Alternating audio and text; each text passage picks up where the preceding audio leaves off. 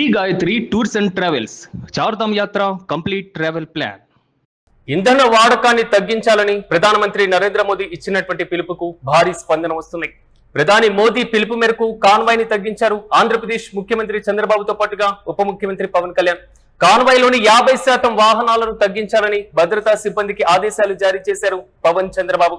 మరోవైపు జిల్లాల పర్యటనలోనూ వాహనాల సంఖ్యను సగానికి తగ్గించాలని నిర్ణయం తీసుకున్నారు. పొదుపు చర్యలను మోదీ స్వయంగా పాటిస్తున్నారని ప్రశంసల వర్షం కురిపించారు.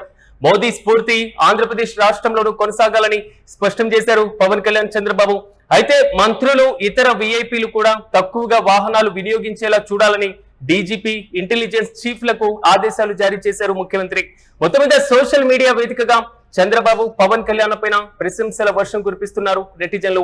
ఇంధన వాడకాన్ని తగ్గించడంతో పాటుగా పొదుపు మంత్రం పాటించాలని ప్రధాని ఇచ్చినటువంటి ఏదైతే స్ఫూర్తి ఉందో ఇదే అంశాన్ని వివిధ బీజేపీ పాలిత రాష్ట్రాల ముఖ్యమంత్రులు మాత్రమే కాదు, తాజాగా ఆంధ్రప్రదేశ్ లోను సీఎం డిప్యూటీ సీఎం అవలంబిస్తున్నటువంటి తీరుపైన మాత్రం కొంతవరకు చర్చనీయాంశంగా మారుతుంది. ఇక ఇదే అంశంపై మరింత సమాచారం మా ప్రతినిధి మల్లికార్జున్ అడిగి తెలుసుకుందాం. మల్లికార్జున్, చెప్పండి, ఏపీలోనూ పొదుపు మంత్రం పాటిస్తున్నారు ప్రధాని మోదీ. ఇప్పటికే కాన్వాయ్ ను సగానికి పైగా తగ్గించి కేవలం 2 వాహనాల్లోనే ప్రయాణించి అందరి ప్రశంసలు అందుకున్నారు. తాజాగా ఏపీ సీఎం డిప్యూటీ సీఎం కూడా ఇదే తరహా పందాన్ని అవలంబిస్తున్నారు. ఎలా చూడొచ్చు అంటారు? పూర్తి అప్డేట్స్ ఏంటి?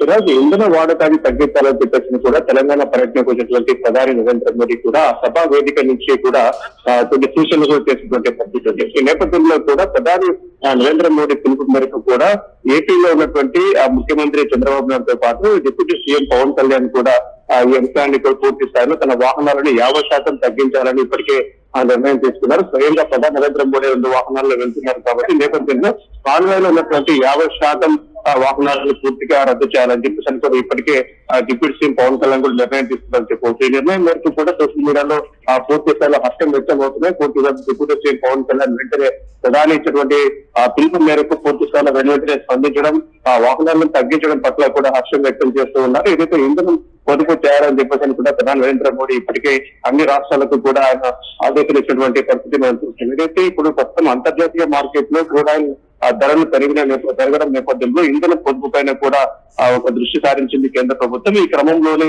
అందరూ కూడా పొదుపు చేయాలని చెప్పేసి కూడా ఇప్పటికే మార్గదర్శకాలు విడుదల చేసినటువంటి పరిస్థితి ఉంది. కాబట్టి ప్రతి ఒక్కరు కూడా ఇటు రాజకీయ నాయకులు కావచ్చు, మంత్రులు కావచ్చు, అధికారులు కావచ్చు, ప్రతి ఒక్కరు కూడా ఈ వాహనాలను వాడకాన్ని పూర్తిగా తగ్గించాలని చెప్పేసి కూడా మరికొన్ని సందర్భాల్లో వర్క్ ఫ్రం హోమ్ కూడా చేపట్టాలన్న ఆలోచన కూడా జరుగుతా ఉంది. పూర్తి అదేవిధంగా ఎలక్ట్రానిక్ వస్తువులను ఉపయోగించే దాంట్లో కూడా పూర్తి ప్రోత్సాహాలు కూడా ఇస్తున్నటువంటి సందర్భాలు మనం చూస్తున్నాం. ఏదేమైనప్పటికీ కూడా ప్రధాని నరేంద్ర మోడీ ఇచ్చినటువంటి స్ఫూర్తి అంటే మొదటగా ఆయన తన వాహనాలను కూడా కేవలం 2 వాహనాలు అన్ని వాహనాలను కుదించేసి 2 వాహనాలతో కూడా ఆయన పర్యటిస్తున్నారు. కాబట్టి ఇప్పుడు ప్రస్తుతమైనటువంటి ఇంధన సంక్షోభం దృష్టిలో ఉంచుకొని కూడా ప్రతి ఒక్కరూ దాని వాడకాన్ని తగ్గించుకోవాలని చెప్పేసి కూడా చూస్తున్నారు. ముఖ్యంగా పశ్చిమాసియాలో జరుగుతున్నటువంటి యుద్ధం కారణంగా కూడా. కానీ మల్లికార్జున్, ఇలాంటి సందర్భంలోనే ఇతర నేతలు, మంత్రులు, ఎమ్మెల్యేల వాహనాల వినియోగానికి సంబంధించినటువంటి అంశానికి సంబంధించి ఏమైనా కీలక మార్గదర్శకాలు జారీ చేసేటువంటి అవకాశం ఏమైనా కనబడుతుందా ఏపీలో?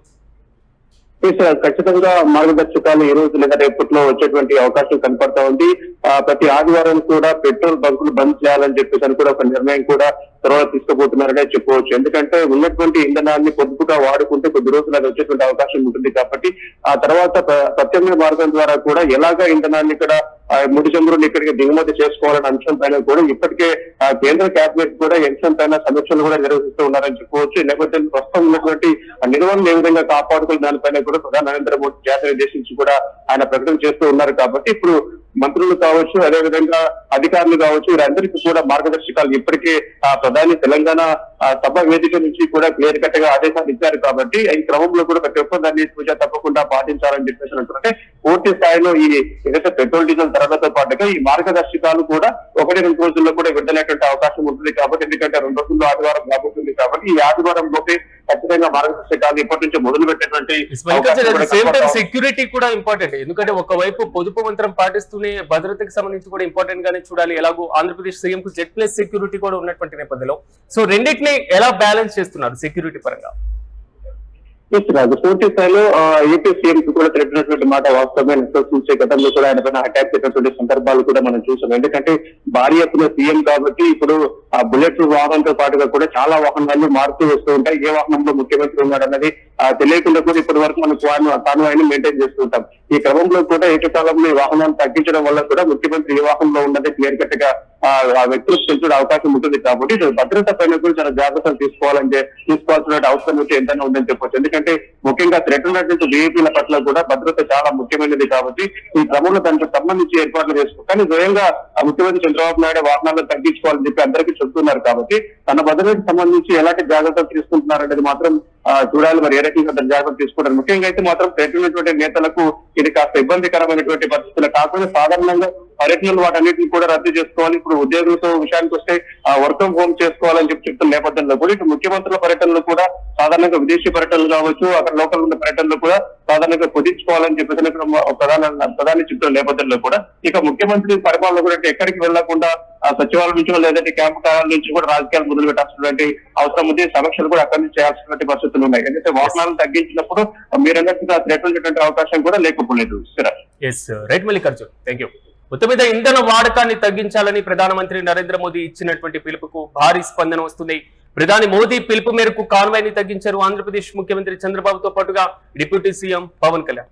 వారి యొక్క కాన్వాయ్లలో దాదాపు 50% వాహనాలను తగ్గించాలని భద్రతా సిబ్బందికి ఆదేశాలు జారీ చేశారు. అయితే జిల్లాల పర్యటనలోనూ వాహనాల సంఖ్య తగ్గించాలంటూ కూడా వారు నిర్ణయం తీసుకున్నారు. పొదుపు చర్యలను మోదీ స్వయంగా పాటిస్తున్నారని ప్రశంసిస్తూనే మోదీ స్ఫూర్తి ఆంధ్రప్రదేశ్ రాష్ట్రంలోనూ కొనసాగించాలని వారు స్పష్టం చేశారు.